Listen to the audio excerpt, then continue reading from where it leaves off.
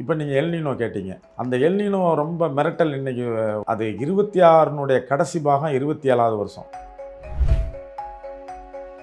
சாதாரணமாக இருக்கும்போது Indonesia Philippines பகுதிக்கு தான் பேர் நினோ ஏரியான்னு பேர். அது இயற்கை நிகழ்வு. இது என்னன்னு கேட்டால் அந்த இடத்துல பசிபிக் கடலுடைய டீப்பஸ்ட் போர்ஷன். வெப்பத்தை உறிஞ்சி இப்போ எப்பொழுதுமே அந்த வெப்பமானது உங்களுக்கு இம்மீடியட்டாக அதை மேற்கு திசையில் தள்ளும். அதுக்கு ட்ரேடு விண்டுன்னே பேருங்க. தென்னாடு இந்தியாவினுடைய ஒரிசா, ஆந்திரம், தமிழகம் இந்த 3 பகுதிகள் தான் அதுக்கு ஆளாகும். அந்த நேரத்தில் உங்களுக்கு சைக்ளோனாக தான் மாறும்.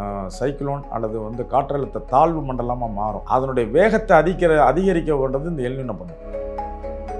காற்றின் வேகம் 60 கிலோமீட்டருக்கு மேலே அது சைக்ளோனாக மாறிச்சுன்னா அந்த எல்னினோ பீரியடில் சூப்பர் சைக்ளோன் மற்றதெல்லாம் வரும். பருவமழை இல்லாத ஒரு பயங்கரவாத மழை வரும். கொஞ்சம் அறிவியலாக பேசும்போது மக்களுக்கு புரியாது. உங்களுக்கு பருவ காலங்கள்லாம் மாறி இருக்கு. இதிலிருந்து நம்மளை காப்பாற்றினா இன்னும் நீர்நிலைகளை கூட்டணும். அப்போ தான் அந்த வெப்பத்தை அது வாங்கிட்டு அது ஓடிடும். அப்போ நீங்கள் சொன்னீங்க சார், நீர் மேலாண்மை பண்ணணும், இன்னும் இந்த மாதிரி தண்ணியை சேமிக்கிறதுக்கான ஆதாரங்களை கூட்டணும். நீர்பிடிப்பு பகுதியிலேயே தண்ணீரை அங்கேயே பிடிச்சி வைக்கணுங்க. இந்த பக்கம் கடல் பக்கம் விடக்கூடாது. ஏன்னா கடல் பக்கமும் அதிக வெள்ளமாக இருந்து இங்கே கடல் பக்கமும் வெள்ளமாக இருந்து நீர்பிடிப்பு பகுதியிலிருந்து வெள்ளம் வந்துச்சு இங்கே தத்தளிச்சு போயிடும். அதிக வெள்ளமாகி எல்லாரும்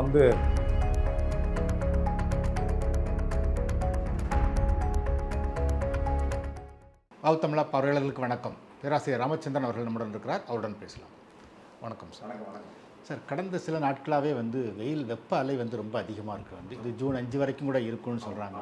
இந்த வருஷம் சூப்பர் எல்னினோ அதனால அது வெப்ப அலை இன்னும் அதிகமாக இருக்கும் அப்படின்னு சொல்கிறாங்க. சார், இதை பற்றி நம்ம பார்க்குறதுக்கு முன்னாடி அந்த எல்னினோங்கிறது என்ன, லானினோ என்னங்கிறது என்ன அப்படிங்கிறத விளக்கமாக சொல்லுங்கள். இல்லைங்க, இந்த வருஷம் வெப்ப அலைங்கிறது அட்மாஸ்பியரிக் டெம்பரேச்சர், வானமண்டலத்தில் அதிகமான வெப்பம், அது புவி வெப்பமால் ஆகிறது. அது கார்பன் டை ஆக்சைடு உமிழ்வு, அதிகமான உஷ்ணம், அது பூமியை தாக்கும். பூமியை தாக்கும்போது நேர் செங்குத்தாக இருக்க சூரியன்ட்டு நம்ம மாட்டியிருக்கோம். அதுதான் நம்ம அக்னி நட்சத்திரம் வரும். இப்போ 26 தேதிக்கு உங்களுக்கு 24லேருந்து 26 இன்னும் 2 நாளுக்கு பிற்பாடு அப்படியே உஷ்ணம் கொஞ்சம் கொஞ்சமாக குறையும். ஒருவேளை அது கூடுதலாக ஆகுதுன்னு வராது. அதுக்குள்ளே உங்களுக்கு சவுத் வெஸ்ட் மான்சூன் வந்துடும். தென்மேற்கு பருவக்காற்று வந்துடும். தென்மேற்கு பருவக்காற்று அரேபியன் கடல்லேருந்து உங்களுக்கு காற்று திசை மாறும் பொழுது கண்டிப்பாக அந்த உஷ்ணம் குறையும். இன்னும் ஒரு வாரத்துக்கு குறையும். அப்புறம் நீங்கள் ஜூன் 1ஆம் தேதி வாக்கில் நமக்கு பருவநிலை வரும், சவுத் வெஸ்ட் மான்சூன். அதனால் இப்போ நீங்கள் எல்னினோ கேட்டீங்க. அந்த எல்னினோ ரொம்ப மிரட்டல் இன்னைக்கு. அது 26னுடைய கடைசி பாகம் 27வது வருஷம். அப்போ தான் எல்னினோ வருது. இப்போ எல்னினோ இல்லை. இப்போ அது ஒரு சாதாரண பீரியட் தான். எல்னினோ நிகழ்வுங்கிறது என்னன்னு கேட்டிங்கன்னா, சாதாரணமாக இருக்கும்போது இந்தோனேசியா பிலிப்பைன்ஸ் பகுதிக்கு தான் பேர் நினோ ஏரியான்னு பேர். அது இயற்கை நிகழ்வு. அது என்னென்னு கேட்டால் அந்த இடத்துல பசிபிக் கடலுடைய டீப்பஸ்ட் போர்ஷன். அங்கே அதிகமான வெப்பத்தை உறிஞ்சும். வெப்பத்தை உறிஞ்சி அது என்ன பண்ணுங்க, எப்பொழுதுமே அந்த வெப்பமானது உங்களுக்கு இம்மீடியட்டாக அதை மேற்கு திசையில் தள்ளும். அதுக்கு ட்ரேடு விண்டுன்னே பேருங்க. ட்ரேடு விண்டுன்னு ஏன் பேர் வந்துச்சுன்னா, அந்த காலத்து இந்த காற்றினுடைய தன்மையை பார்த்துக்கிட்டு தான் பாய்மர கப்பல்களில் வியாபாரம் செஞ்சாங்க. 2000 ஆண்டுகளை தமிழர்களோ இல்லை ரோமாபுரியோ அரேபியர்களோ இந்த ட்ரேடு விண்டு அந்த காற்றினுடைய போக்கு தான். ஏன்னா காற்று போக்கு எந்த பக்கம் இருக்கோ அந்த பக்கமே பாய்மரத்தை வச்சா தான் தள்ளிட்டு போகும். ஏன்னா உங்களுக்கு என்ஜின் கிடையாது. இதுதான் ட்ரேடு விண்டுனுது. இப்போ இந்த நினோ இடத்துலேருந்து உங்களுக்கு வெப்பம் அதிகமாக உறிஞ்சும் பொழுது வெப்ப காற்றுகளை நார்மலாக காலத்தில் மேற்கு நோக்கி தள்ளும். மேற்கு நோக்கி தள்ளணும்னா உங்களுக்கு ஆசியா கண்டத்தை நோக்கி தள்ளும். பிலிப்பைன்ஸ்லேருந்து ஆசியா கண்டத்தை மேற்கு நோக்கி தள்ளுதுன்னா வர்றது நம்ம நீங்கள் அப்படியே அந்த பர்மா ஏரியாவில் தென்னாடு இந்தியாவினுடைய ஒரிசா, ஆந்திரம், தமிழகம் இந்த 3 பகுதிகள் தான் அதுக்கு ஆளாகும். அந்த காற்று மேற்கு நோக்கி போய் அது நார்மலாக உள்ள மழையளவோ நார்மலாக உள்ள சீசனை கொண்டு வரும். இது நினோங்கிற இடத்துல. எல்னினோங்கிறது என்னன்னு கேட்டிங்கன்னா, இந்த வெப்பம் அதிகமாக இருக்குது இல்லைங்களா, இந்த வெப்பக்காற்று உங்களுக்கு ரொம்ப அதிகமாகி இது அதிகமாகும் பொழுது இதை மேற்கு நோக்கி தள்ளும் பொழுது அவங்களுக்கு இப்போ பசிபிக் கடலில் அடியில் எப்பயுமே தண்ணீர் 2 டிகிரி 3 டிகிரியில் தான் இருக்கும். அந்த 3 டிகிரியான மண் அந்த தண்ணீர் அந்த சவுத் அமெரிக்கா பக்கம் எந்திரிக்கும். நார்மலான பீரியடில் உங்களுக்கு குளிர் தண்ணீர் மேலே எந்திரிச்சு வரும் பொழுது அந்த பக்கத்தில் ஒன்றும் பிரச்சனை இல்லை, நார்மலாக இருக்க பீரியடில். எல்னினோ பீரியடில் இந்த ட்ரேட் விண்ட்னு சொன்ன பாருங்கள், இது வீக் ஆகிடும். இது வீக் ஆச்சுன்னா மேற்கு நோக்கி வராது. அப்போ அது வந்து அது கிழக்கு நோக்கினா அமெரிக்கன் கண்டத்துக்கு, கிழக்கு நோக்கி போகும்போது அமெரிக்கா கண்டத்துக்கு ஸ்ப்ரெட் ஆகும். அப்போ வார்மர் விண்ட் அல்லது ரொம்ப வெப்பமான காற்றும் நீராவியும் அங்கே போகிறதுனால உங்களுக்கு வந்து குளிர்காற்று, குளிர் தண்ணீர் மேலே வராது. குளிர் தண்ணீர் மேலே வரலைன்னா அந்த பக்கமாக வெப்பக்காற்று அதிகம் போய் வெப்பமாக மேகங்களை கூட்டி கூட்டி கூட்டி கூட்டி தென் அமெரிக்கா பகுதியில் அதிக மழை பெய்யும். நம்ம சைடில் வந்து உங்களுக்கு வர வேண்டிய காற்று வந்து வெப்பக்காற்று வராமல் உங்களுக்கு அந்த பக்கமே போகிறதுனால நமக்கு வெப்பக்காற்று வந்து இங்கே குறைஞ்சி வரும், ட்ரையாக வரும். அப்போ வந்து வறட்சியோ மற்றது நமக்கு வந்து எல்னினோ பீரியடில் நமக்கு வந்துங்க அந்த காற்றினுடைய தன்மை குறைஞ்சிருக்குமே ஒழிய மழையளவு வந்து இந்த வங்காள விரிகுடாவை அது வந்து பயணிக்கும்போது அதிகமான வந்து மேகங்களை தூக்கிட்டு போகும். மேகங்களை தூக்கிட்டு போய் பயங்கரமான உங்களுக்கு எங்கே நினைக்குதோ அங்கே மழை அடிக்கும். அதனால் எல்னினோ பீரியட் நமக்கு ஆபத்து கிடையாது. எந்த இடத்துல மழை பெய்யுன்னு தெரியாத ஒரு இயற்கையினுடைய கிறுக்குத்தனம் ஆரம்பிக்கும் எல்னினோ பீரியடில். அது வங்கக்கடலில் தான். சாதாரண உஷ்ணநிலை 23 டிகிரியாக இருக்கும். ஒரு சராசரி கடலினுடைய உஷ்ணம். அந்த 23 டிகிரிங்கிறது ஒரு ஒரு ஒரு டிகிரி மேலே போச்சுன்னா 24 டிகிரி 25 டிகிரி வந்தால் சாதாரண எல்னினோ. எல்னினோட கூட்டு சூப்பர் சைக்ளோன் இல்லை சூப்பர் எல்னினோங்கிறது என்னென்னு கேட்டிங்கன்னா 2.5 டிகிரி கூட இருக்கும். கடல் உஷ்ணம் 2.5. இப்போ 23 நான் சொன்னேன். அப்போ உங்களுக்கு வந்து 2.5னா 25 26க்கு மேலே 25.5க்கு மேலே வந்து 27 வரலும் போகும். அந்த சூப்பர் எல்னினோங்கிறது கடல் உஷ்ணம் கூட்டும். கடல் உஷ்ணம் கூட்டும் பொழுது உங்களுக்கு எல்னினோ பீரியடில் சவுத் அமெரிக்கா பகுதியில் தான் அதிகமான வந்து மழையை கொண்டு போய் தாக்கும். நம்ம சைடில் ரொம்ப வறட்சி வரும். வறட்சியான ஏர் நமக்கு வரும் பொழுது எல்னினோ சூப்பர் எல்னினோ பீரியடில் வறண்டு வந்து சமுத்திரத்திலேயே அது கடல்லையே பயணிக்கும்போது அது நம்மளுடைய பருவநிலையை மாற்றும். உங்களுக்கு நார்த் ஈஸ்ட்னா வடகிழக்கு பருவக்காற்றில் மாற்றம் இல்லை, இருக்க முடியாது எப்பயுமே. அந்த நேரத்தில் வந்து உங்களுக்கு சைக்ளோனாக தான் மாறும், அல்லது வந்து உங்களுக்கு ஒரு சைக்ளோன் அல்லது வந்து காற்றழுத்த தாழ்வு மண்டலமாக மாறும். அதனுடைய வேகத்தை அதிகரிக்க கொண்டது இந்த எல்னினோ பண்ணும். அந்த மாதிரி காற்றழுத்த தாழ்வு மண்டலங்களை உருவாக்கி அதில் அதிகமான வெப்பத்தை உள்ள கடலுக்குள்ளே செலுத்தி டக்குன்னு மேகத்தை தூக்கிட்டு வரும். தூக்கிட்டு வந்து உங்களுக்கு அது வேகத்தில் காற்றின் வேகம் வந்து 60 கிலோமீட்டருக்கு மேலே வந்து அது சைக்ளோனாக மாறிச்சுன்னா அந்த எல்னினோ பீரியடில் சூப்பர் சைக்ளோன் மற்றதெல்லாம் வரும். அந்த எல்னினோ பீரியட் வந்து உங்களுக்கு நமக்கு வந்து பருவமழை இல்லாத ஒரு பயங்கரவாத மழை வரும் எல்னினோங்கிற பகுதி நமக்கு. இல்லைன்னா நமக்கு வந்து அது நேரடி பாதிப்பு வந்து தென் அமெரிக்கா தான். நமக்கு எதில் பாதிப்புன்னு கேட்டிங்கன்னா இர்ரெகுலராக ஒரு மழை பெய்யறது, திடீர்னு அடிக்கிறது, மேகங்கள் திடீர்னு கூடி அதை மேக வெடிப்பு பண்ணுறது, இதெல்லாம் இந்த காலகட்டங்களில் நடக்கும். அப்படி ஒரு காலகட்டம் வரும் பொழுதுங்க ரொம்ப பாதிக்கப்படுறது வந்து உங்களுக்கு வந்து ஒன்று வறட்சியாக போயிடும், இல்லைன்னா அதிக மழை பெய்யும். இந்த இதில் நமக்கு அதிக மழை பெய்கிற காலமாக 26னுடைய எண்டு, அதாவது அக்டோபர் நவம்பர்லாம் 26னுடைய இதுங்க எல்னினோ கணக்கு வருது. அடுத்து 27ல் எல்னினோ வருது. உங்களுக்கு முதல் 27ல் வந்து ஜனவரி பிப்ரவரி மார்ச் ஏப்ரலில் கூட ஒரு தேவையற்ற மழை அளவு பெய்யும். அந்த எல்னினோங்கிறது வந்து தேவையற்ற மழை நமக்கு இது வரும். அது நமக்கு காலத்தில் வந்து அந்த மழை இல்லது, ஒரு அறுவடை காலமாக இருக்கும். அந்த நேரம் அந்த மழை அடித்து கொள்ளும். அதனால் பேரிடர்கள் கூட இருக்கும். அந்த மழைங்கிறது வந்து ஒரு இதுவாக இல்லாமல் வந்து இப்போ 2015 மாதிரி ஒரே நாளில் கொட்டுறது அந்த மாதிரி இருக்கும். அது வந்துங்க அந்த ஒரே நாள் எக்ஸ்ட்ரீமிட்டிஸ்ன்னு பேர் இதுக்கு. அதாவதுங்க நம்மளே நினைக்க முடியாத காலத்தில் வந்து அடிக்கும். எல்னினோ வந்து எக்ஸ்ட்ரீமிட்டிஸ் அல்லது பருவநிலை மாறி திடீர் தாக்குதலுக்கு உள்ளாகும். அந்த மாதிரி காலங்களாக இது மாறும். ஒரு 3 பெரிய உலகளாவிய காலநிலை மாற்றங்களில் படிக்கிற ஒரு 3 நிறுவனங்கள், இந்த யூரோப்பியன் யூனியன்லேருந்து வர்ற அந்த ஷார்ட் மீடியம் ரேஞ்சு வெதர் ஃபோர்காஸ்டிங்னு ஒன்று இருக்குது. அவங்க வந்து இந்த வருஷம் எல்னினோ 26 27க்குள்ளே அதிபயங்கரமாக இருக்கும் எல்னினோன்னு சொல்லியிருக்காங்க. அமெரிக்கானுடைய நோவா வந்து அந்த நிறுவனமும் வந்து கண்டிப்பாக 80% ப்ராபபிலிட்டி இந்த வருஷம் இருக்குது. 26 27க்கு இடையில் வந்து எல்னினோ அதிதீவிரமாக இருக்கும். 3 டிகிரி நார்மலாக விட 3 to 5 டிகிரி கூட போகலான்னு சொல்லுது. அது அப்படி ஒரு ஆபத்து காலம் வரும் பொழுதுங்க நமக்கு வந்து கனமழை, திடீர் மழை, மேக வெடிப்பு இது மாதிரி தான் வரும்.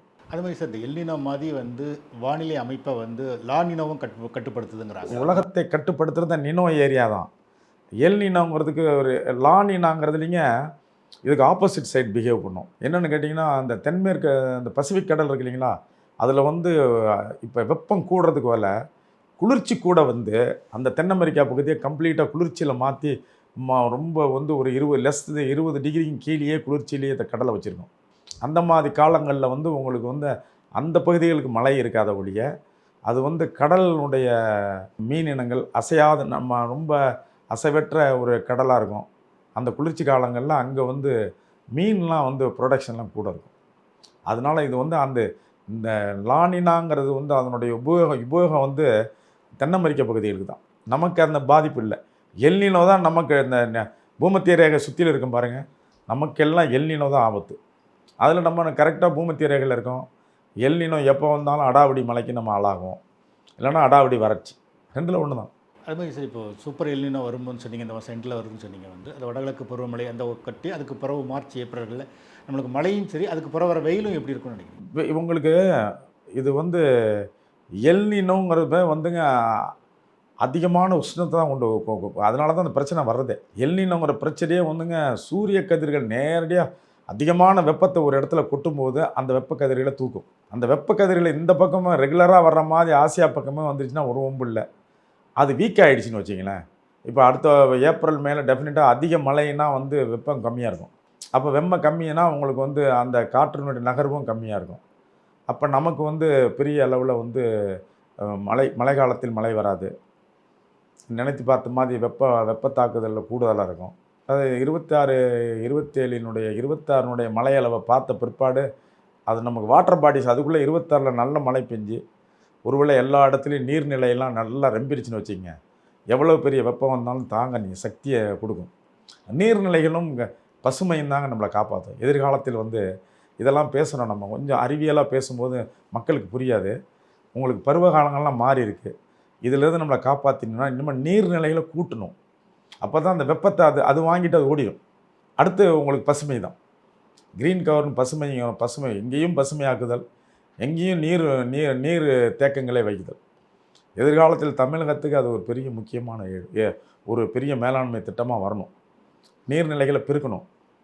இன்னும் வந்து க்ரீன் கவர் அல்லது பசுமையை பெருக்கணும். சரி, ஈஸ்வரமாக சில மேப்புகள்லாம் பார்க்கும்போது அந்த மேப்புகளில் பார்த்தீங்கன்னா அது ஆந்திராவிலேருந்து ஆரம்பித்து கிழக்கு கடற்கரையோரமாக சென்னையை கவர் வரைக்கும் வந்து அப்படி சிகப்பு கலரில் அதிக வெப்பம் இருக்குமா? வெப்பம் குறிப்பாக சென்னைக்கு எப்படி இருக்குன்னு நினைக்கிறீங்க சார்? சார், சென்னையை வர நமக்கு இந்த வருஷம் வந்து அதிகமான வெப்பம் வந்து திருநெல்வேலி, தூத்துக்குடி. இந்த வருஷம் தென் மாவட்டம் வந்து நம்ம இதை விட கூட நாமக்கல், திருப்பூருக்கு ஈக்குவலாக வெப்பம் இருந்தது. அது உங்களுக்கு அது நமக்கு வெளியில் வானமண்டலத்தில் வர்ற வெப்பம், கொஞ்சம் காற்றினுடைய நகர்வுத்தன்மை. காற்று நகராமல் இருந்ததுன்னா செங்குத்தாக உங்களுக்கு வெப்பம் அடிக்கும்போது அந்த பகுதிகள் வந்து ரொம்ப உஷ்ணத்துக்கு பாதிக்கும். ஒரு சின்ன விஷயந்தான் அது. காற்று நகர்வுன்னு வச்சிங்களேன், காற்று இருந்தால் வெப்பம் தெரியாது. வெப்பம் இல்லைன்னா புள்ளிக்கு எடுத்து டிஸ்கம்பன்ட்டில் விடுவாங்க. உங்களுக்கு 24 டிகிரிக்கு மேலே போய் ஈரப்பதமும் ரொம்ப குறைஞ்சிட்டா நமக்கு இப்போ 41 டிகிரி. நம்ம 24 டிகிரி தான் மனிதர்களுடைய தாங்கும் சக்தி.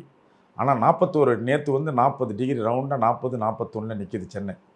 நேற்றைய புழுக்கம் இன்றைய புழுக்கத்தோட கூட இருந்தது. இன்றைக்கி பரவாயில்ல. இன்னும் கடந்த 2 நாட்களாக அதிகமான புழுக்கம், தாங்க முடியாத 12 மணி 3 மணி வரலும் தாங்க முடியாத வெப்பம். இரவு நேரங்களையும் தள்ளி வருது. அந்த வெப்பத்தினுடைய தாக்கம் இரவு நேரத்துலேயும் நம்ம வந்து ஒரு சாதாரணமாக ஒரு ஏழைகள் வந்து ஃபேனோ ஏசிலாம் இல்லாமலாம் வாழ்க்கை நடத்த முடியாதுங்கிற கட்டத்துக்கு நகர்த்திருச்சு. இயற்கை நகர்த்திருச்சு. இதுக்கு மூல காரணமே வெப்பமயமாதல் தாங்க.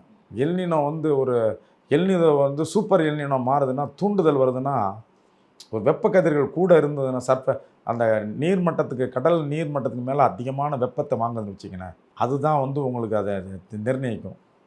அதனால் வெப்பம்ங்கிறது உங்களுக்கு ஓவர் வந்து புவி வெப்பமடையுதுன்னு சொல்கிறது கார்பன் டை ஆக்சைடு உமிழ்வு தான். கார்பன் டை ஆக்சைடு உமிழ்வு குறைக்கணுங்க. உலகங்கள் படாத பாடுபடுறாங்க.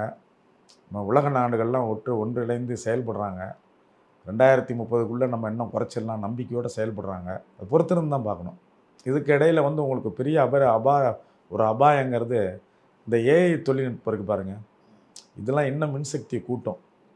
இப்போ ஒரு நாளைக்கு அமேசான், ஸ்விக்கி, உங்களுக்கு ஜாபிடி இப்படி இவர்கள் வந்து வைத்திருக்க நிறுவனங்களில் வந்து மென்பொருளுக்கு உபயோகப்படுத்துகிற மின்சக்தி இருக்குது பாருங்கள். அது 3-4 மடங்காக பெருக போகுது தமிழ்நாட்டில். இது எதிர்காலத்தில் தமிழ்நாட்டுக்கு ஒரு அச்சம் தான். அது காலநிலை மாற்றம் ஒரு பக்கம், வளர்ச்சி ஒரு பக்கம்.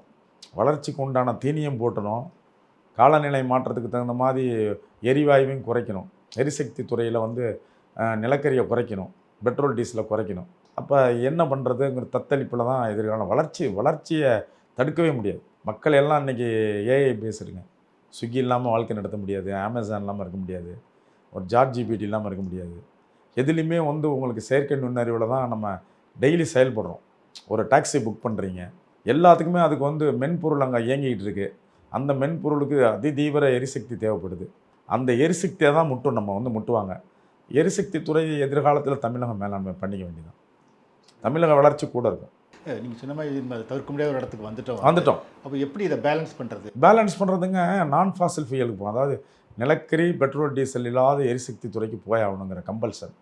அதனால தான் நம்ம சோலாரு, விண்மில்லுங்கிறோம், அதை காற்றாலைகள், சூரிய சக்தி, நீர்மின் சக்தி, இந்த மாதிரி கடல் அலைகள் வந்து எரிசக்தி உண்டு பண்ணுதல், இப்படி பலவிதமான வந்து தொழில்நுட்பங்களெல்லாம் இன்றைக்கி வந்து கொண்டு வந்து இறக்கிட்டு இருக்காங்க. உலகம் பூரா காம்படிஷனில் சைனாவும் இந்தியாவும் ரொம்ப அதிகமாக தீவிரமாக வேலை செய்கிறாங்க. அதில் இந்தியாவில் வந்து தமிழகம் முன்னோடியாக இருக்குது. அது இன்னும் உங்களுக்கு தமிழக வளர்ச்சி பாதை இன்னும் போகணும். 2-3 வருஷத்தில் வளர்ச்சி பாதையினுடைய உச்சத்துக்கு போகும் 2030க்குள்ளே. அதுக்கு நம்ம இப்பயே மேலாண்மைக்கு எல்லா வழியிலும் தகுதியானவரை நம்ம ஆக்கி கொள்ளணும். நம்மளுடைய தொழிற்சாலை வளர்ச்சி, மக்களுடைய அதிகமான கூட்டமான நீச்சல், இதற்கெல்லாம் தேவையானது நீர் ஆதாரத்தை வந்து மேம்படுத்துதல் எதிர்காலத்தில் பெரிய முக்கியமான பங்கு. ஏன்னு கேட்டிங்கன்னா, நார்மலாக உள்ள மலையில் உள்ள வந்து இனிமேல் நீர்த்தேக்கங்கள்லாம் செய்ய முடியாது. திடீர்னு அடிக்கும் அந்த மலையை எப்படி சேகரித்தல், அதாவது ஃப்ளட் மேனேஜ்மெண்ட், அதாவது வெள்ள நிவாரணம், மேலாண்மை தான்.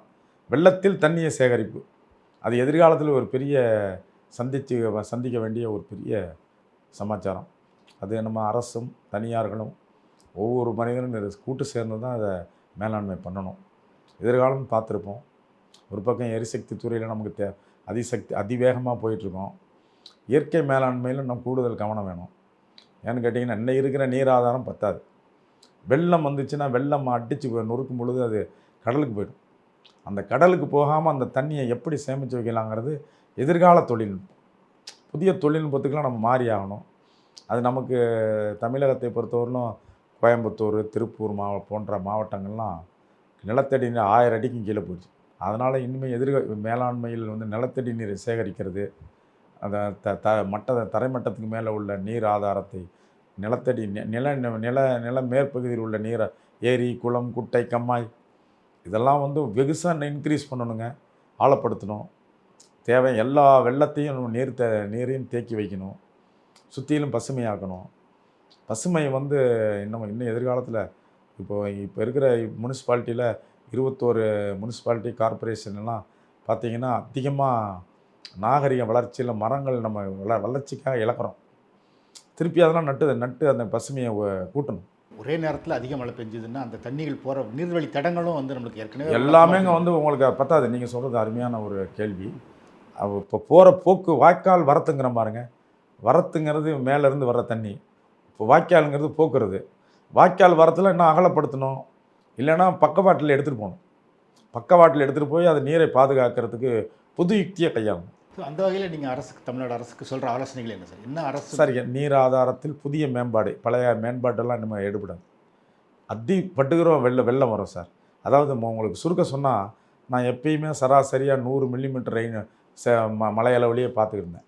மழை அளவுங்கிறது 100 மில்லிமீட்டராக இருக்கும். இப்போ என்னுடைய மழை அளவு வந்து 400 சென்டிமீட்டர் போகும், 400 எம்எம்மாக போகும். 400 எம்எம் 500 எம்எம் மழைனா 100க்கு தான் நான் மேலாண்மை பண்ணலாம். மீதி 300 எம்எம் மழை திடீர்னு ஒரே நாளில் அடிக்குது. அப்போ அதை எப்படி நம்ம சேகரிக்கிறது? பக்கவாட்டில் எடுத்துகிட்டு போகணும். இப்போ இருக்கிறது பக்கவாட்டில் வாய்க்கால் இல்லை. வாய்க்கால் வரத்தெல்லாம் பக்கவாட்டில் எடுத்துகிட்டு போய் மேடான பகுதிக்கு அந்த தண்ணியை கொண்டு போய் தாழ்வான பகுதியை ஆக்கி அதில் நீரை சேமிக்க வேண்டியதான். முன்னாடிலாம் வந்து 2 ஆண்டுகள் 3 ஆண்டுகளில் இருந்தது, 7 ஆண்டுகளாக இருந்தது. முன்னாடிலாம் ஒரு சராசரியாக 7 வருடத்துக்கு ஒரு எல்னினோ இருந்தது. 80க்கு முன்னாடி, 1980க்கு முன்னாடி. அப்புறம் பின்னால் வந்து 4 வருடங்கள் ஆச்சு. இப்போ 2 வருடங்களுக்கு ஒரு முறை வந்துச்சு. இந்த ஃப்ரீக்குவென்சி அல்லது அடிக்கடி நடக்கிற தன்மை இருக்குது பாருங்கள். இது காலநிலை மாற்றத்தால் பருவநிலை மாறிடுச்சு, ஆகாயம் வெப்பமடைஞ்சிருச்சு, பூமி வெப்பமடைஞ்சிருச்சு. அதனால் பருவநிலையில் மாறுது. பருவநிலைகள் மாறும்பொழுது எல்னினோனுடைய மாற்றமும் நிறையா இருக்குது. இப்போ வந்து அது இப்போ அடிக்கடி வருது, 2 ஆண்டுகளுக்கு ஒரு தடவை இப்போ வந்துருச்சு. அதனால் சராசரியாக வந்து அடிக்கடி பேராபத்துகளை நம்ம பார்க்கலாம். பேரிடர் மேலாண்மை இது ஒரு பக்கம், எரிசக்தி மேலாண்மை ஒரு பக்கம், பேரிடர் மேலாண்மை ஒரு பக்கம், ஒரு பக்கம் இயற்கை பாதுகாத்தல், நீர்நிலையும் பசுமையும் பாதுகாத்தல். இப்படி வந்து ஒரு முக்கோணமான ஒரு சந்திப்பில் இருக்கிறோம். கொஞ்ச நாளைக்கு அதிக வெப்பம் இருக்குன்னு சொல்கிறீங்க. இந்த வெப்பம் வந்து மனுஷ உடலில் என்ன விதமான பாதிப்புகளை ஏற்படும்? அதான் சார் டிஸ்கம்ஃபர்ட் லெவல்னு பேர். அதாவது உங்களுக்கு 24 டிகிரி ஒரு 30 டிகிரி வரலும் தாக்கு பிடிக்கும். 30 டிகிரி போனீங்கன்னா உங்களுக்கு 35 40 டிகிரிலாம் வந்து தாங்க முடியாதது. அது யாரை பாதிக்குன்னா குழந்தைகள் வயதானவர்கள், அவர்களுக்கெல்லாம் மூச்சுத்திணறல் வரும். வெப்பம் அதிகமான வெப்பக்காற்றும் குறைந்த ஈரப்பதமும் இருந்ததுன்னா உங்களுக்கு லங்ஸ்லாம் ட்ரை, லங்ஸ்லேருந்து ஈரப்பதம்லாம் போயிடும், மூச்சுத்திணறல் வரும். மூச்சுத்திணறல் வரும். அந்த வெளியில் வெப்பத்திலேயே வேலை செய்கிற மக்கள்லாம் வந்து 35 to 40 டிகிரியில் இப்போ வேலை செய்கிறாங்க இல்லைங்களா, அப்போல்லாம் வந்து உங்களுக்கு தோல் சம்மந்தமான வியாதிகள்லாம் வரும். எதிர்காலத்தில் வந்து வைரல் நோய் கூட வரும். ஸோ நீங்கள் வந்து இப்போது வளர்ச்சி பாதையை நோக்கி போய்கிட்டு இருக்கோம் அப்படின்னு சொல்லி வந்து, ஆனால் மாற்றங்களும் தவிர்க்க முடியாது அப்படின்னு சொல்லி, ஸோ இதன் அடிப்படையில் வந்து அடுத்த ஒரு 10 ஆண்டுகள் எப்படி இருக்கும்? குறிப்பாக வந்து காலநிலை மாற்றங்களில் ஒரு நமக்கு 2050 வரலும் எப்படி இருக்கும் அப்படிங்கிற ப்ரிடிக்ஷன் மாடல் போனீங்கன்னா, இன்னைய வரலும் நடந்த நிகழ்வுகளில் எல்லாமே அதிகமாகிட்டு தான் இருக்குது. எல்னினோனுடைய பாதிப்பும் 7 வருஷமாக 2 வருஷம் ஆயிடுச்சுன்னு. அப்புறம் வந்து உங்களுக்கு பருவநிலை உங்களுக்கு தென்மேற்கு பருவக்காற்று, வடகிழக்கு பருவக்காற்று 2 இதுலேயும் மாறுதல் இருக்குது. எல்லாமே மாற்றமாக இருக்குது. திடீர் மழை நமக்கு இப்போ உள்ள பெரிய பிரச்சனையே உங்களுக்கு வந்து திடீர் மழை, சடன் ரெயின்ஃபால், இன்டென்ஸ் ரெயின்ஃபால். இன்டென்ஸ்னாங்க ஒரு நாளைக்கு 100 மில்லிமீட்டர்னா தாங்கும், 400 மில்லிமீட்டர் 500 மில்லிமீட்டர் அடிக்குது. அப்போ இதை நம்ம என்ன செய்யலாம்? எதிர்கால போக்குவரத்துக்கு அதான் பிரச்சனையாக இருக்கும். இது இன்க்ரீஸிங் ஆகிட்டு இருக்கும். எதிர்காலம் வர வர வர வர இன்னும் வந்து உங்களுக்கு 500 மில்லிமீட்டர் 600 மில்லிமீட்டர்லாம் ரெயின்ஃபால்லாம் போச்சுன்னா உங்களுக்கு அந்த இடத்துல வாழ்விடத்துலேயே நம்ம இருக்க முடியாது. வாழ்விடத்தில் வந்து அதிக மழை, அப்புறம் திடீர் வருஷம் பூரா வறட்சி, ஒரு 10 நாள் 20 நாள் மழை, இது வந்து ஒரு வாழ்வாதாரத்துக்கு சரியாக இருக்காது. அதனால் அந்த வாழ்வாதாரத்துக்கு நாம் சரியாக மேலாண்மை பண்ணணும். அப்போ அதை என்ன பண்ணணும் கிடையாது, இந்த மாதிரி திடீர் ஆபத்துகள்லேருந்து நம்மளை எப்படி காப்பாற்றுறது? வறட்சினா எப்படியும் காப்பாற்றிடலாம். எங்கே இருந்தால் தண்ணீரை கொண்டு வரலாம், எங்கே இருந்தாலும் உணவை கொண்டு வரலாம், உலக நாடுகளில் உதவியை நாடலாம். வறட்சி எப்படி மேலாண்மை பண்ணலாம்? திடீர் மழை வருது பாருங்கள், மழை வெள்ளத்தில் தான் நம்ம பாதிப்போம். அது நம்ம சரியான இடத்துல மழை வெள்ளத்தில் தான் உட்காந்துருக்கோம். உங்களுக்கு இந்த 14 மாவட்டங்கள் வந்து கடலோர மாவட்டங்கள், என்றைக்கும் அக்டோபர் நவம்பர் டிசம்பரில் எழுதி வச்சுக்கிங்க, வெள்ளமும் அபாயமாக தான் இருக்கும். அப்போ நீங்கள் சொன்னீங்க சார், இந்த நீர் மேலாண்மை பண்ணணும், இன்னும் இந்த மாதிரி தண்ணியை வந்து சேமிக்கிறதுக்கான ஆதாரங்களை கூட்டணும். நீர்பிடிப்பு பகுதியிலேயே தண்ணீரை வந்து அங்கேயே பிடிச்சி வைக்கணுங்க. இந்த பக்கம் கடல் பக்கம் விடக்கூடாது. ஏன்னா கடல் பக்கமும் அதிக வெள்ளமாக இருந்து, இங்கே கடல் பக்கமும் வெள்ளமாக இருந்து, நீர்பிடிப்பு பகுதியிலிருந்து வெள்ளம் வந்துச்சுன்னா இங்கே தத்தளித்து போயிடுவோம். அதிக வெள்ளமாகி எல்லோரும் வந்து தாழ்வான பகுதியெல்லாம் நிறைய சென்னையெல்லாம் தாழ்வான பகுதியெல்லாம் நிறையா இருக்குது, எல்லாம் வெள்ளக்காடாயிரும். 2 வாரங்கள் தண்ணீர் வடியாது. அப்போ அந்த இடத்துல வாழ்வாதாரத்துக்கு ஒன்றும் பண்ண முடியாது. அந்த நேரத்தில் வந்து அவங்க எப்பயுமே அக்டோபர் நவம்பரில் அரசாங்கத்தை இப்போ குறை சொல்கிறதுலே தான் இருப்பாங்க மக்கள். காரணம் என்னென்னு கேட்டிங்கன்னா, அவங்க வாழ்வாதாரம் பாதிக்குது. அதனால் வாழ்வாதாரம் பாதிக்காத அளவுக்கு நம்ம வந்து தாழ்வான மலைப்பகுதியெல்லாம் மழையினுடைய அளவை தெரிஞ்சுக்கிட்டு நம்ம வானிலை அறிக்கை சொல்கிறோம். வானிலை அறிக்கையை கண்டிப்பாக எல்லோரும் மதிக்கணும். மதித்து அதுக்கு தகுந்த மாதிரி மேலாண்மை அரசாங்கமும் செய்யணும், தனியாரும் ஒத்துழைக்கணும்ல. அந்த எதிர்காலம் வரணும். மேலாண்மை தான் எதிர்காலம். மக்களும் அதில் பங்களிக்கிற மாதிரி இருந்தால் தான் அதை கொண்டு போய் சேர்க்க முடியும். மக்களுக்கு தெளிவுபடுத்தணும், உங்கள் ஊர் வெள்ளம் வரப்போகுது, அந்த வெள்ளத்தண்ணியை உங்கள் ஊருக்குள்ளேயே நீங்கள் வந்து காப்பாற்றிக்கிங்க. அப்போ தான் உங்கள் ஊர் விவசாயம் வந்து மே மாதம் தாக்கு பிடிக்கும். ஏப்ரல் மே ஜூனில் உங்களுக்கு தாக்கு பிடிக்கிற மாதிரி உங்களுக்கு நிலத்தடி நீரை ஏற்றிக்கிங்க அப்படின்னு ஊருக்குங்க உள்நாட்டுக்கு சொல்லிக்கிட்டே போகணும். நீர்பிடிப்பு பகுதியில் ஃபுல்லாக சரியானா கடல் ஓரமாக வரும்பொழுது அந்த தண்ணி இங்கே வரக்கூடாது. அப்படி ஒரு சிறப்பு மேலாண்மை திட்டங்களுக்கு தான் போகணுங்க. மேலாண்மை திட்டம் சிறப்பு மேலாண்மை இனிமேல் ஓவர் கேர்ஃபுல் டிசைன் வேணும். அதாவது ரொம்ப நேர்த்தியான தொழில்நுட்பத்தெல்லாம் கொண்டு வந்து தாங்க அந்த நீர் ஆதாரத்தை சேகரிக்க முடியும். எதிர்காலம் அதான். ஓகே, நன்றி.